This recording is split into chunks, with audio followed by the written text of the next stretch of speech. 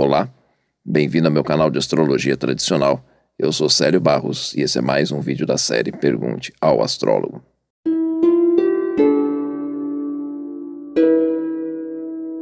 Pérola Tuon. Bom dia, professor. Obrigada por esclarecer que a casa 6 são os problemas que a vida joga em cima da gente. Nunca consegui ver nenhuma relação da casa 6 com o trabalho.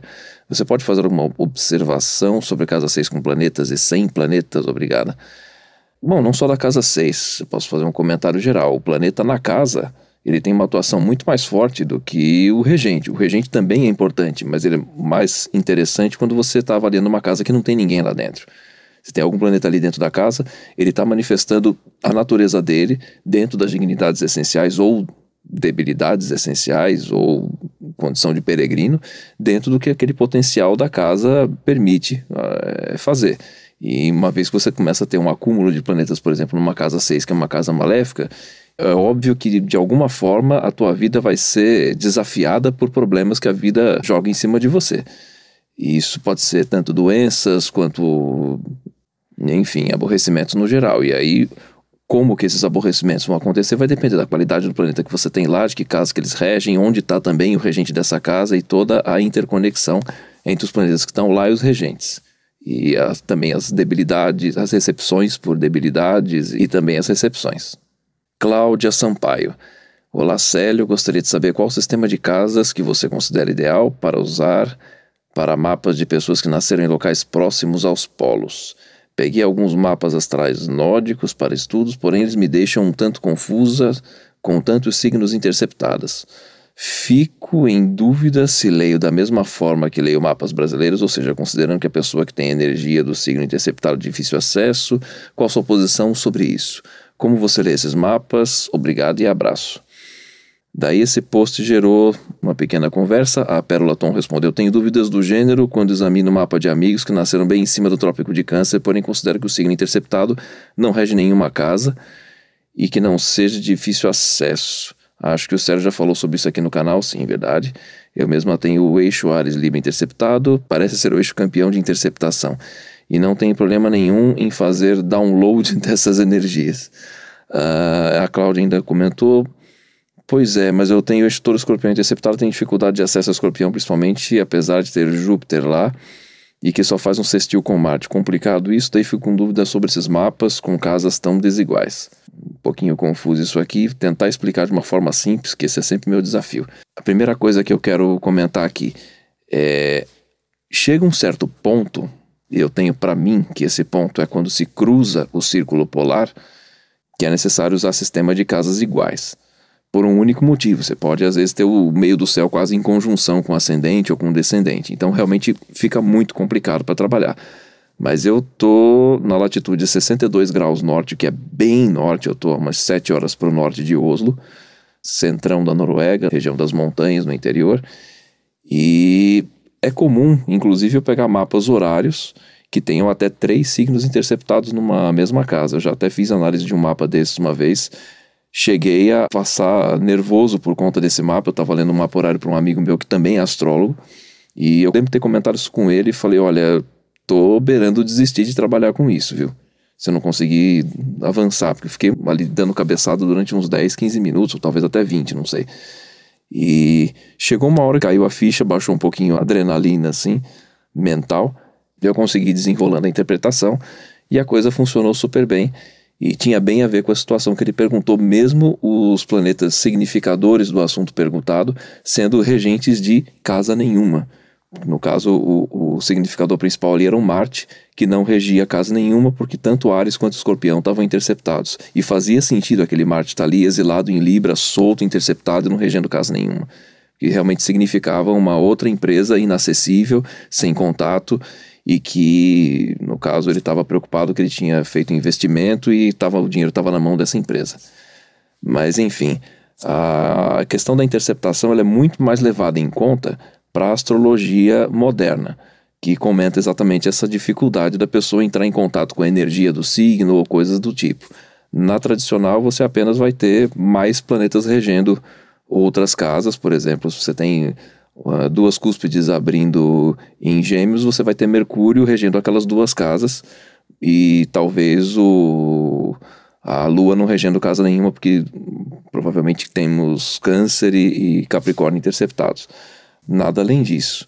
Como eu falei, naquele caso mais extremo, Marte não regia nada naquele mapa, porque tanto Escorpião quanto Áries estavam interceptados. Aquele mapa tinha 3 signos interceptados na 1 e mais outros 3 interceptados na 7. Era uma dor de cabeça razoável, mas tudo bem, o mapa teve resposta mesmo assim.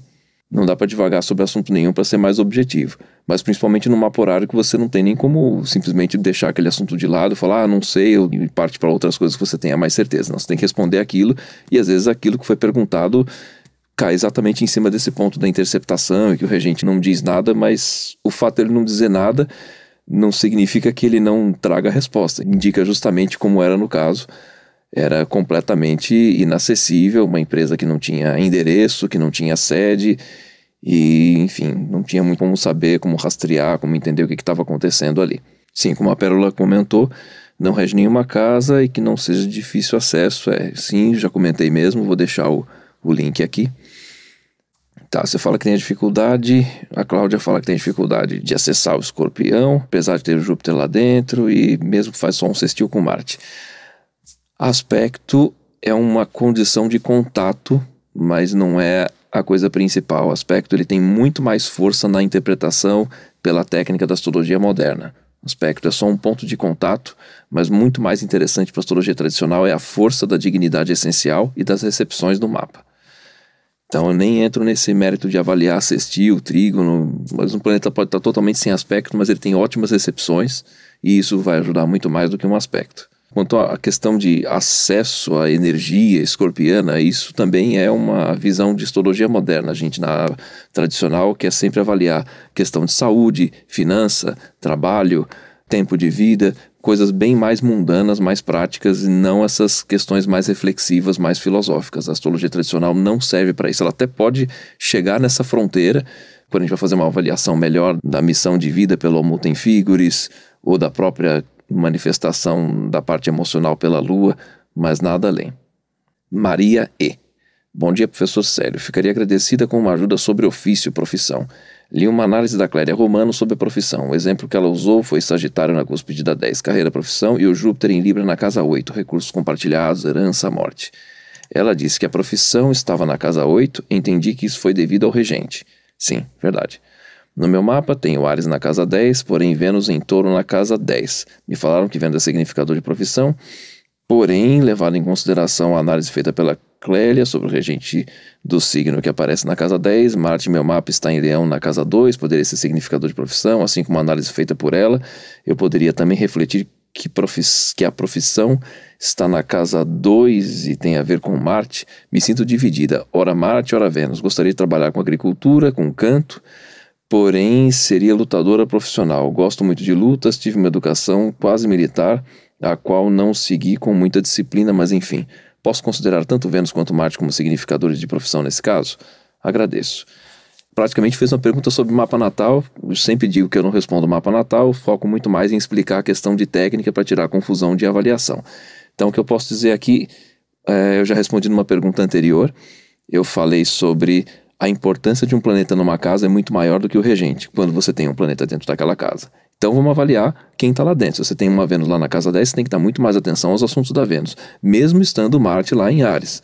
A questão não é só o Marte estando em Áries, é o Marte estando em Áries na casa 2, qual a pontuação, quem é o Homo Tem Figuris, quem é o regente do ascendente, se a Lua vai se sentir bem projetada lá na casa 10, conjunção com essa Vênus, e mais uma série de outros elementos. A gente não pode fazer uma análise rasa nunca. Não é simplesmente, onde está o regente da 10 é com isso que você vai trabalhar, enfim. Ali, o exemplo que você citou da Clélia é porque era o que tinha naquele mapa e provavelmente fazia parte de uma outra conjuntura muito maior em que aquele foi um dos pontos abordados ao longo da análise do tema. Se você tem o regente de uma casa, numa outra casa, num outro signo, é interessante você ver o caminho que isso vai seguir. Mas muito mais interessante nesse caso que você comentou de ter um planeta na casa 10, começa avaliando por esse planeta na 10. Ele é muito mais importante do que o regente. O regente pode mostrar o caminho, as intenções, o interesse, mas o planeta numa casa, ele mostra o que está acontecendo naquela casa. Tem uma casa vazia que tem o dono que está representando aquela casa morando em outro lugar. Você tem algum inquilino morando ali. Mesmo que ele não seja o regente dela, ele é alguém que está fazendo coisas acontecerem lá dentro. É isso, espero ter explicado de uma forma fácil de entender. Se curtiu, já clica no joinha, se inscreve no canal, clica no sininho para receber notificações quando houver próximos vídeos. Se tiver alguma dúvida, só escrever nos comentários. Se quiser marcar uma consulta comigo, o link para o meu site está na descrição do vídeo. Até o próximo vídeo.